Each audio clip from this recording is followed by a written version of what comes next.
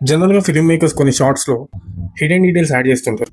For example, ఒక clock షాప్‌లో ఇద్దరు నుంచుంటే, హీరో వెనకాల క్లాక్స్ ఆగిపోయి ఉంటాయి. అంటే సింబాలికల్లీ అతను పాస్ట్‌లోనే ఆగిపోయాడు అని.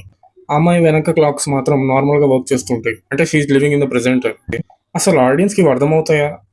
అర్థం అవ్వడం పక్కన పెట్టండి. Will they even notice all this అనిపిస్తది. దానికి ఫిల్మ్ మేకర్స్ రెగ్యులర్‌గా ఇచ్చే ఆన్సర్ ఏంటంటే, వాళ్ళు నోటీస్ చేయకపోయినా ఆడియన్స్ సబ్‌కాన్షియస్‌లీ ఫీల్ అవుతారు అంటారు. அப்படி நான் என்ன ஃபீல் எனக்கு வந்து అప్పుడే 'ఓకే బంగారం' సినిమా చూశాను.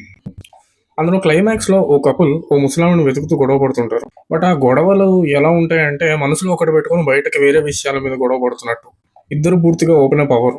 అందుకే ఈ వర్షంలో ఆ ఆంటీని వెతికే సీన్‌లో గొడవల షాట్స్ అన్నీ విండోస్ బయట నుంచి ఉంటాయి.